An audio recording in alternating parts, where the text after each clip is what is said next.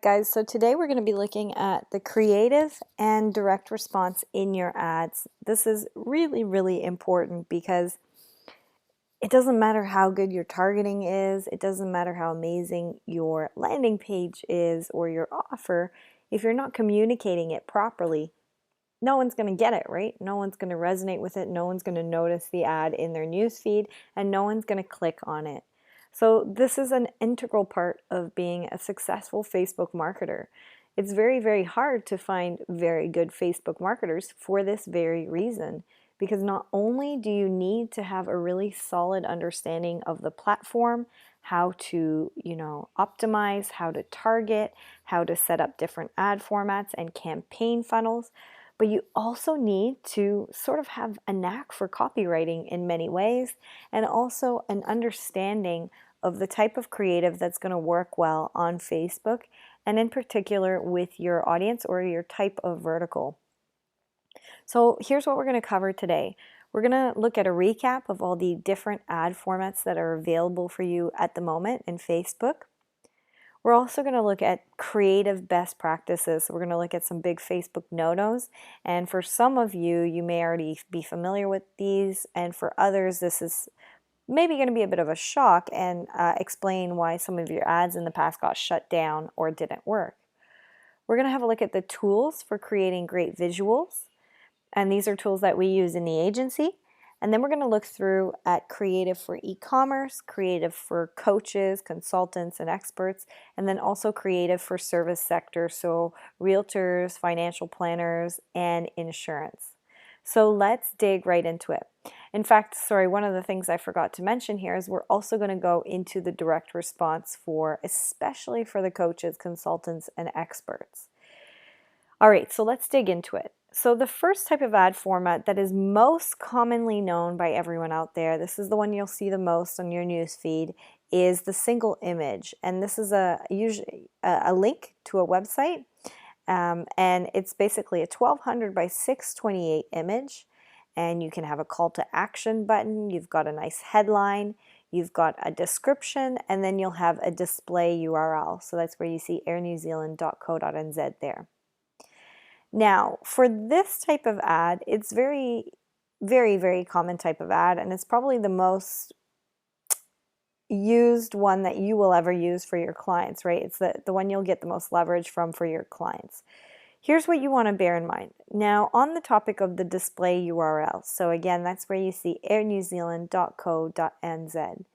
What you want to do there is keep this very clean and tidy. So you don't need to have www, certainly don't need to have http. Just make it the brand and then .com or .co or whatever the dot is, right? The URL is.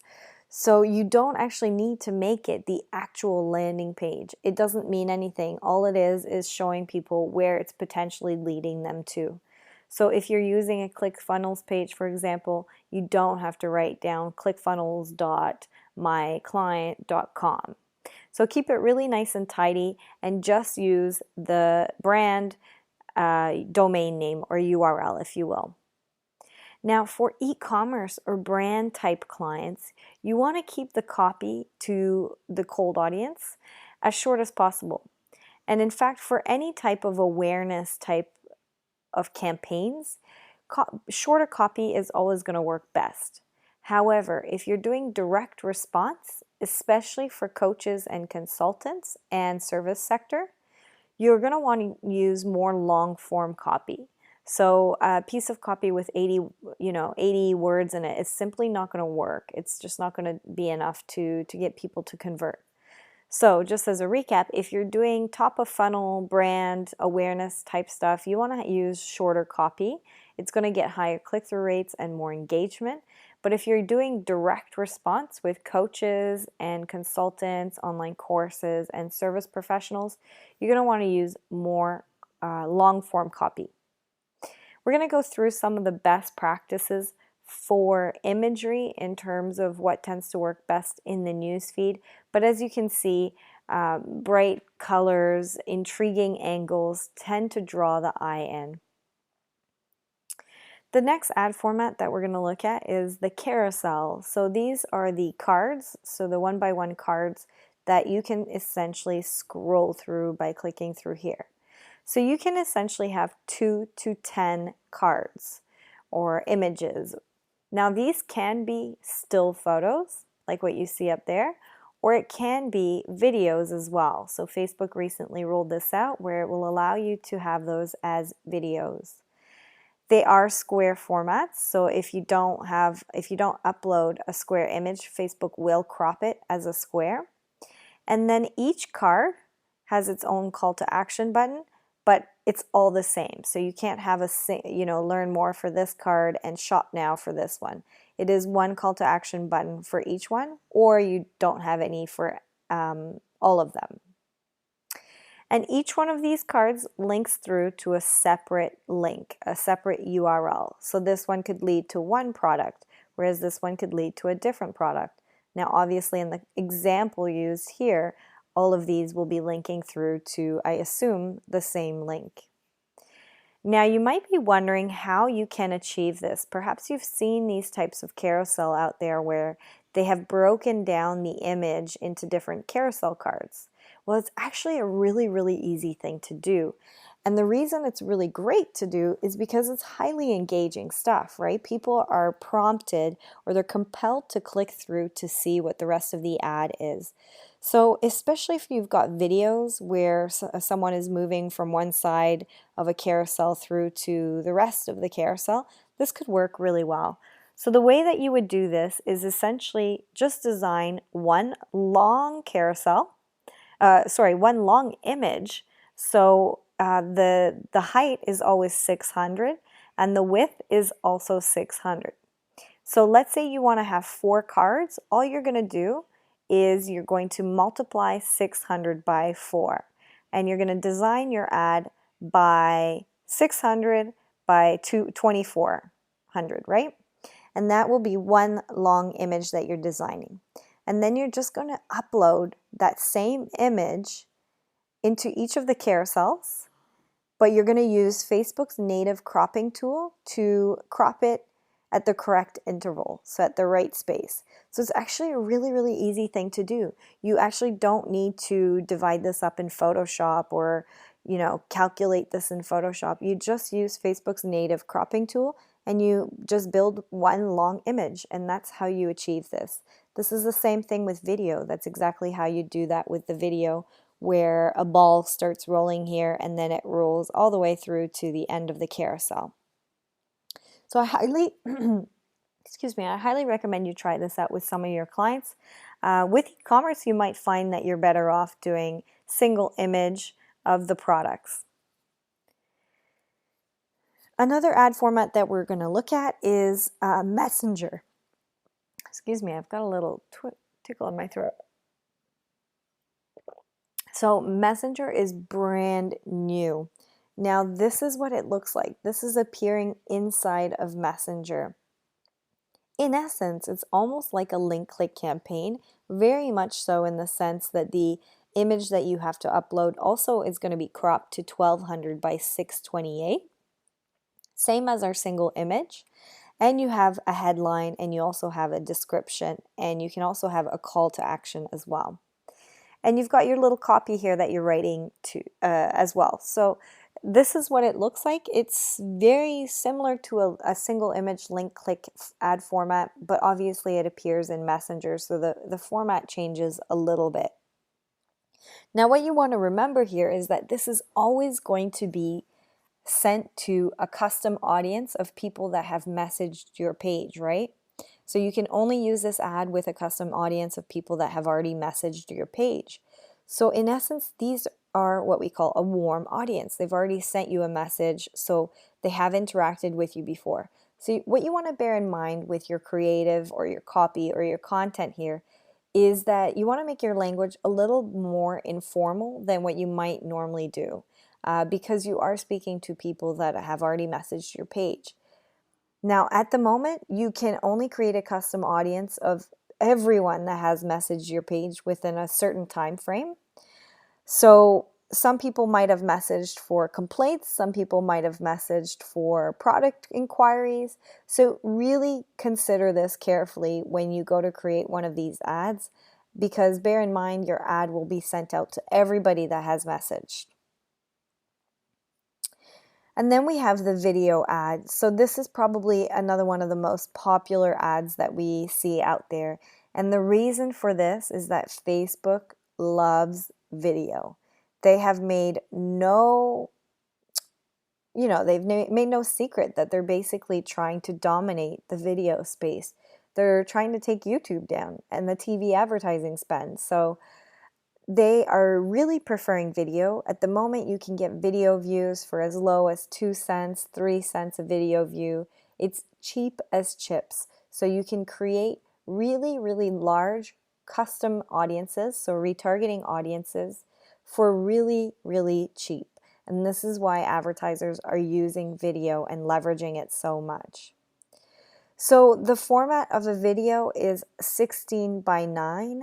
Now, if you're going to go on mobile, I would recommend that you always use either a square or a vertical video, because it's going to dominate a lot more real estate on that news feed.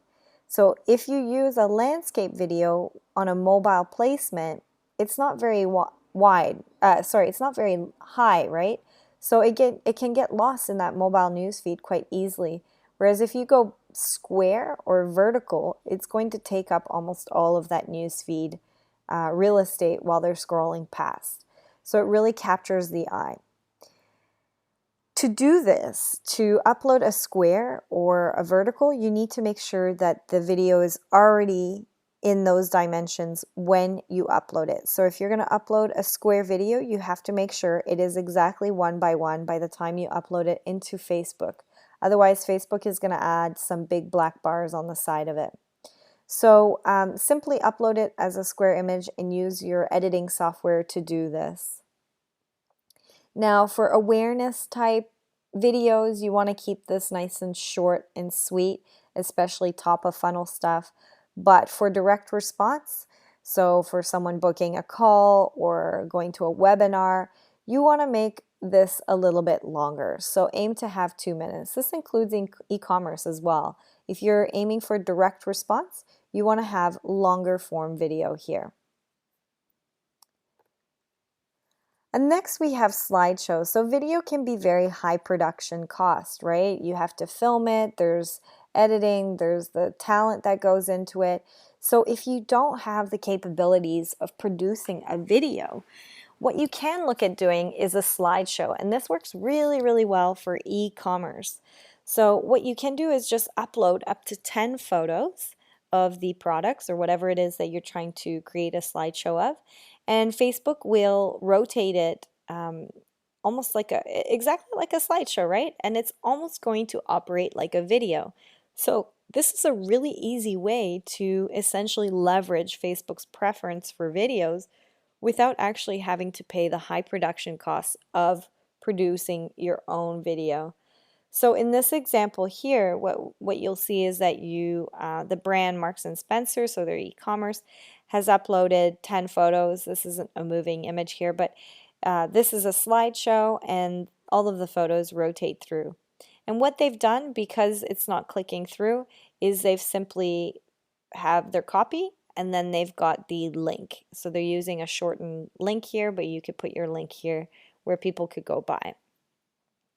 So they're using this to drive sales, essentially direct response.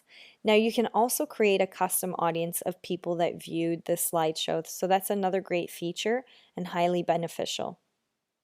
One of the other great tips about this is that you can upload music to your slideshows now, and Facebook is even going to provide you with some royalty-free music. So if you just have a couple images and it just feels a little bit bland without the music in the background, well, Facebook actually gives you royalty-free music now, and you can upload your own as well. Now, Canvas ads are one of my favorite ads. They're a little bit more time consuming to create. As you can see from this example, they're highly immersive and interactive type of ads. So essentially, they're made up of lots of multimedia. So you can have videos, you can have carousels, you can have text, you can have headlines, you can have buttons, you can have all sorts of different media inside a carousel ad. And what it sort of does is it's sort of trying to replicate an immersive environment for your lead or your audience or your customer where they can check out or learn more about a product or an offer, an event or a service or whatever it might be without ever having to leave Facebook. So you don't need to build landing pages or special pages on your website or dedicated websites. You can actually just create a canvas and give them this sort of immersive experience that lets them explore. This stuff is really great for realtors looking to sell properties.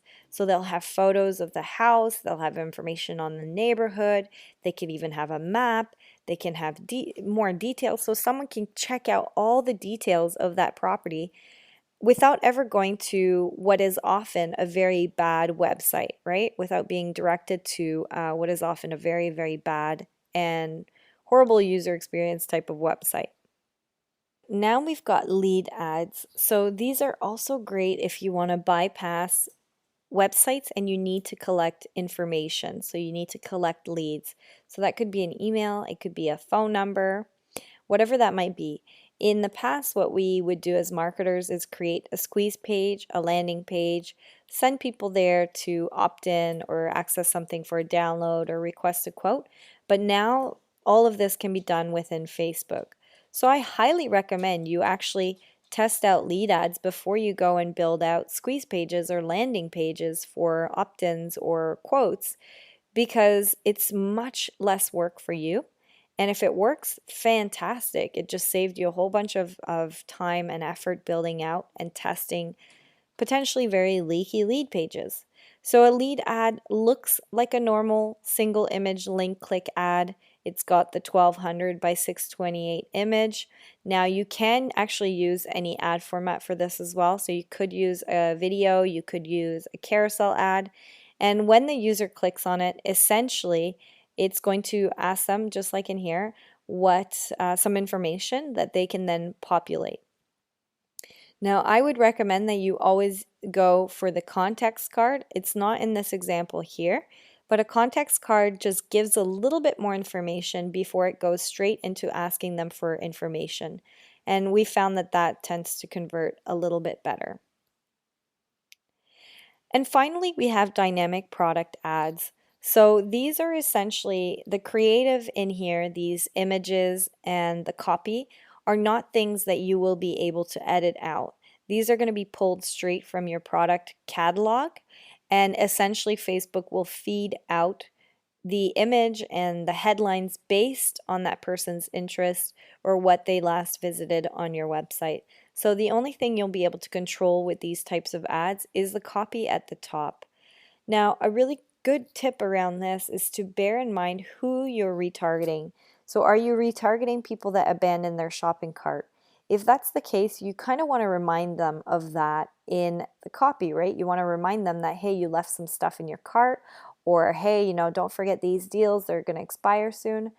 Are you simply retargeting people that visited the website? Well, you might want to remind them of that as well. So again, they're warmer audience. So speaking to that last interaction will go a long way in helping you to get more engagement and results for your campaign. Okay, so now that we've had a look at all the different ad formats, let's have a look at the creative and some of the best practices around that.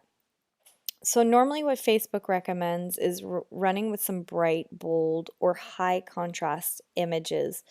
So what you want to remember is that people are on Facebook to check out photos of their friends, to check out photos of their family or their kids.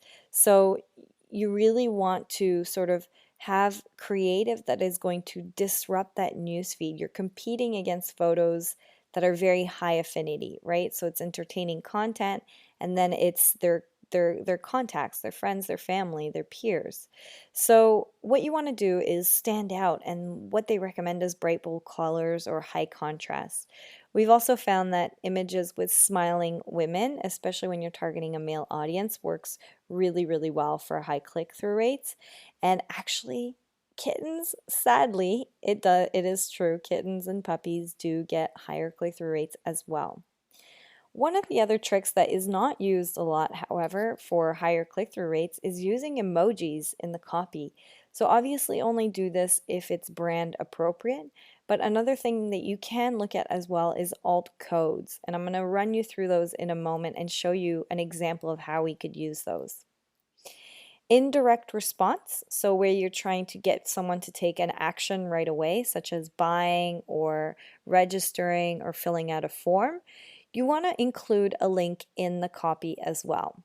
Now, what we found is with e-commerce, normally an unshortened link works better, and with service professionals and coaches, a shortened link works better. So you're using a tool like Google URL shortener or Bitly. Now, another thing to bear in mind is that the 20% rule no longer applies. So we used to have this rule where if you had more than 20% of text on your image, Facebook would not let you run your ad. Well, this is no longer in place. However, Facebook has said that the more text your image has, the more you will be penalized in the auction and the less reach you are likely to get. So essentially, you're going to be paying a lot more for your ad. So if you can, you want to try to avoid using text if it's possible at all. If you do use text, don't try to fill up your entire image with it. Use as little as you can get away with. Now, some of the big no-nos in terms of creative is, and these are reasons why your ads may have been pulled down or shut down, is that these are things that Facebook really doesn't like to see. So the first thing is references to mental or physical illnesses or disabilities, such as autism or Asperger's or depression. You know what? Even back pain. We've seen ads have that problem, so that can get you flagged as well. So if you are working in a space where that is, the solution is to one of those problems, is to a mental or physical illness or disability, what you want to do is try to not use that word if at all possible, and use different copy to get people to realize that's what you're talking about without actually saying it, if that makes sense. So depression, instead of using the word depression, are you feeling down or things like that. Now, naked men and women, obviously that's a big no-no, but what we found is also men just with their chest out can get red flags and can get the photo disapproved. Women in bikinis, it's on and off. What we found is you can actually mostly get away with it, but occasionally if it's too sexual in nature, Facebook is going to flag it as well.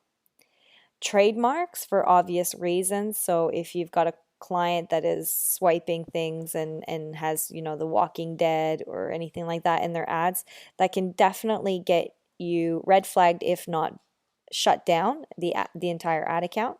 Now, bear in mind this applies for your videos as well and your songs. So any music that you're using in your videos, if those are trademark songs, so if you're using Beyonce's song in the background of your video, that is a big way to get yourself shut down by Facebook really quickly. Now, mentions or claims associated with the word you, Facebook really isn't fond of the word you, so it doesn't want advertisers to make ads seem like it's talking to the person. It's trying to avoid clickbaiting, right? And you is a very powerful psychological hook. So you can still use the word you. In fact, a lot of our ads use the word you, but just understand that if it got disapproved or if it's not feeding out properly, that might be one of the problems. Facebook also doesn't like really big, bold claims that can never be achieved. So lose 20 pounds in under a month, for example, is obviously clickbaiting. It's not really humanly possible, and Facebook will not like those types of claims. It can often have a problem as well around money claims. So if you're working with coaches and you would like to, her webinar is titled 5 Ways to Make $100,000 in under 30 days, that could get you red flagged as well. And weight loss and before and after photos, Facebook also has a problem with. Now, when you have an ad that gets disapproved, if you feel like it doesn't cross over on any of these, or it's not, abusing any of their terms, sometimes Facebook gets it wrong. Sometimes Facebook will disapprove ads, and actually you're not doing anything wrong with it. So what you have to do in that situation is they will allow you to refute it, and you can actually just refute the disapproval and just keep doing that. Just keep doing it until it gets escalated and a real human being gets behind um, that thread, I guess, that objection thread, and has a look at the ad, not the algorithm. So if you're in a situation where an ad was disapproved, it doesn't always necessarily mean you should just give up and create a brand new ad. If you 100% feel that you're following all the rules and it got disapproved, just refute it, and normally within the next 24 to 48 hours, someone from Facebook will have had a look at it, and if it's good, we'll tell you that, yep, we've manually approved it. Now, some of the tools that we use for creative to create some really compelling ads in the agency is for designing layouts, overlaying text, even sharpening up images, so making people's teeth whiter or getting rid of blemishes. We use tools like PicMonkey or Canva. These are really, really great tools. Either one of those works great. Now, they also even have templates for Facebook ads so that you don't even have to remember the dimensions of 1200 by 628, for example. They have a pre-made template where you can just upload your images and build straight in the right size for Facebook. We use Instagram Hyperlapse for short videos. Hyperlapse this is an app that you download to your phone. It has stabilizing software that means that you can create some really, really great videos that look very high production at a very low cost. They're really great for unboxing videos as well because they speed up the videos. We obviously use the Adobe Creative Suite, so we use Photoshop and Illustrator, and that's also because we have a content person on the team, so that's her job. So when you start to grow your agency, you're going to get to the stage where you will also have a content person on hand because you will have enough business for that, and they will 100% be using Adobe Creative Suite. And the image that you're seeing on the right is done through an app called Cinemagraph Pro. Now, this is really cool stuff. Essentially, you're shooting a video and then you're telling the app what part of the video you want to make still and which part you want to keep moving. So this can create some really eye-catching stuff. Now, bear in mind that this is going to be saved as a GIF. It's saved as a GIF. So in Facebook, while you can definitely use GIFs, you can't have links or you can't retarget people that viewed GIFs. So what you could actually do is actually record this as a video. So once you create the still image that has one part moving, you could then record this as a video and upload that as a video within Facebook. And you could then use that in a normal link click campaign, conversion campaign, video views campaign, whatever that may be, post engagement campaign, and you can retarget anyone that viewed that video. And of course, we use Facebook stock images quite a bit. So Facebook actually provides you with free stock images in the ad level where it asks you to upload photos. It also gives you the option to select a stock image. Those are absolutely free. Just bear in mind that you cannot download those to edit them. You have to use them as is. You can, of course, crop them using the native Facebook crop tool. We use Bitly to shorten the URLs on of our links that we are using in certain copy. And we also use alt codes and emojis, as I mentioned before. So here's an example of an ad using alt codes. So this has got 5 stars at the bottom.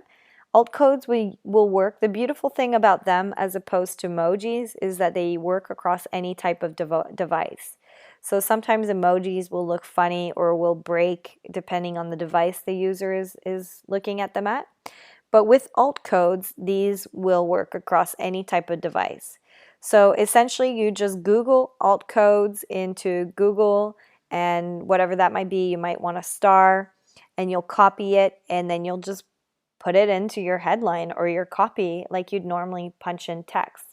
And it just disrupts that newsfeed a little bit more. It's just a little bit different, right? So what we found is that this actually increases click-through rates by about 0.5%. So we try to use it as much as possible with all of our clients because it works. So that's a nice little hack for you guys. All right, so let's look at some of the copy for the different verticals that you might be working with. Now, when you're doing e-commerce, you want to use nice, sharp copy.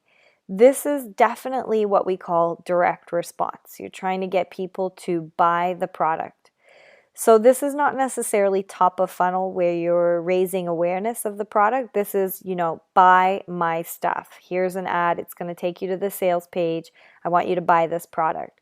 So in this situation, you want to use nice, short, sharp copy. Do not try to get cute with this.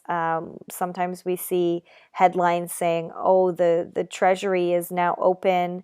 Don't try to get cute with that. It doesn't work with direct response. You want to make it short. You want to make it very clear what the product is, what the offer is, why they should click. Now, in this example, we're using 10% off, free global shipping. Some really popular direct responses, save 50%, click to buy now. You might have a little bit of copy that says, the official product that lets you do X and this, save 50%, click to buy now, limited stock, for example. That would be some very common direct response. And then in fact, I would even encourage you to have the link there as well in the copy. But let's say it's not on brand. So let's say you're working with an e-commerce client and they don't want a discount and they don't want it to, they're more of a luxury brand or high-end e-commerce.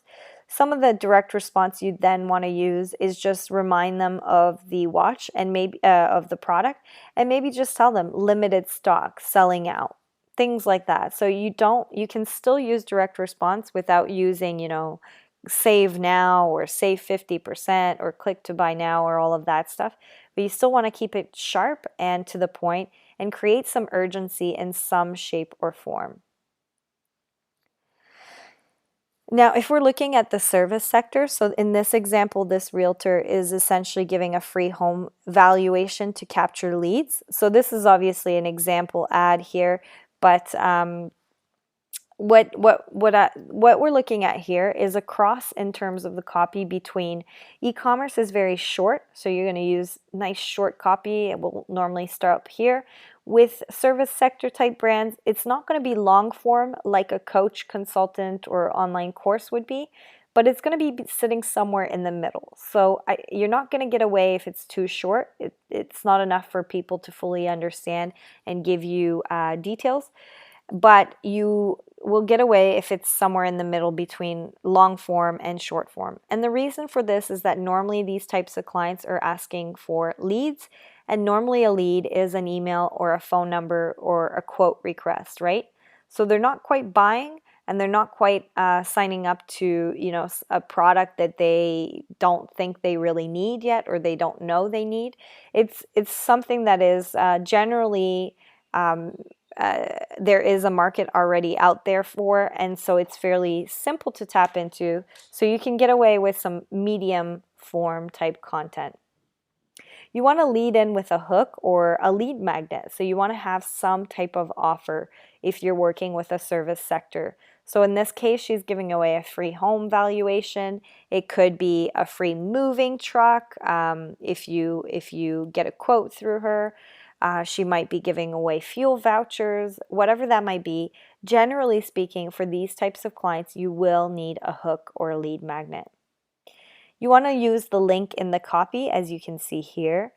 And you want to avoid call to action buttons. So if we go back to the e-commerce, we had shop now. Call to action buttons work well in e-commerce ads.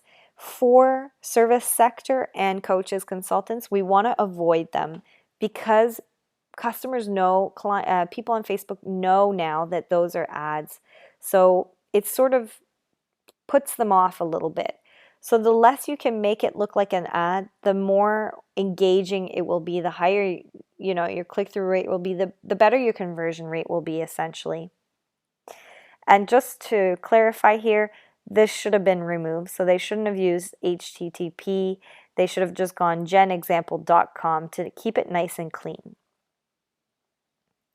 And then for coaches and consultants, this is going to be long form copy. So most of these guys, what you'll see is they have see more. And when you open this, the copy actually reads like all the way down here, right? So it's long form copy. Now, bear in mind, if you are only on mobile, you don't want this to be too long, right? People on mobile are not going to read a book. They're not going to read a novel. So you still, although you want to have it long form, don't make it something that's going to take someone 20 minutes to read, right? That's not going to work. You also want to avoid the call to action buttons here because you want to avoid making it look like an ad. You want to make it look more like a piece of content or a free, magnet, lead magnet, or workshop. Again, you're going to have the link in the copy. So maybe at the bottom of your copy, it says, register here, and then you'll have the link in there as well. And you're going to craft this using the direct response pillars that we're going to cover in a moment here.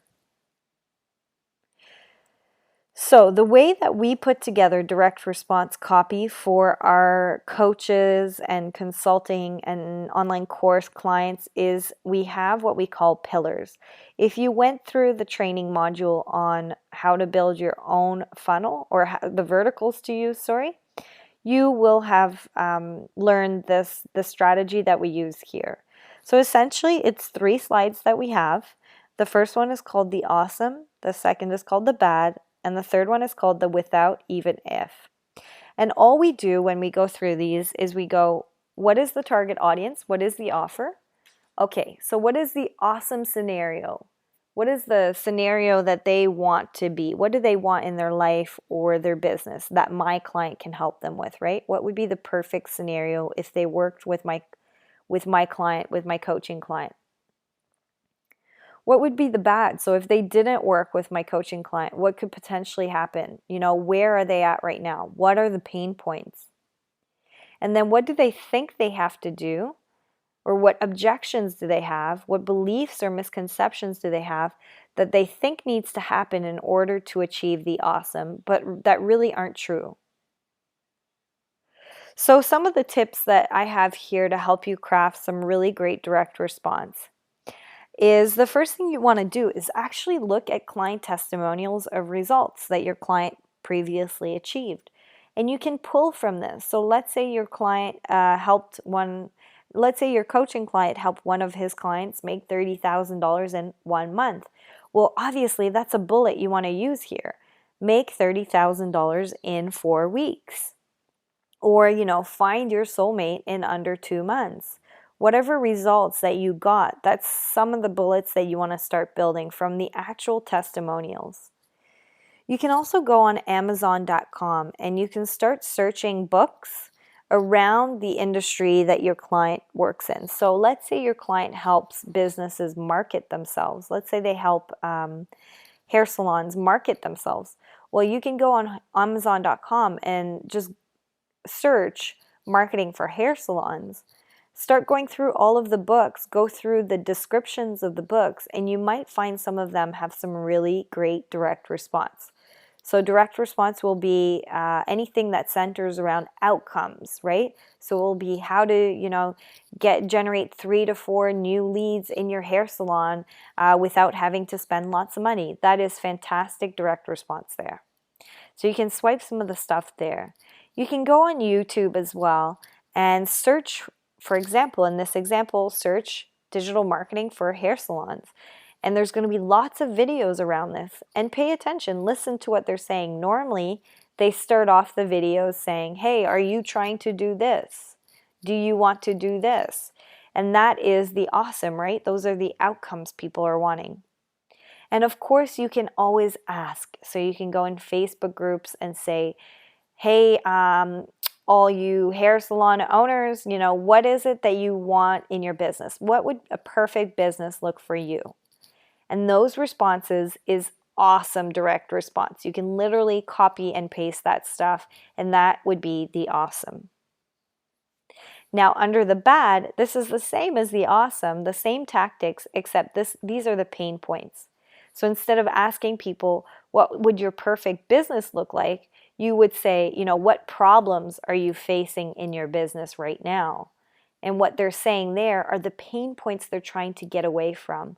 And again, those answers are gold. You simply just copy and paste those in. That is perfect direct response, especially if it's in their own language. So if your client already has customers, you can ask them to simply go out with an email and ask them these questions, especially to the brand new customers, right?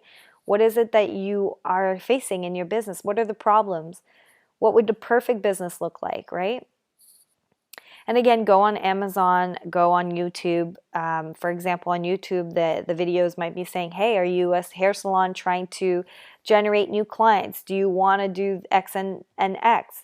Are you suffering from this? Do you struggle? Those parts are the pain points, right? So you can swipe that.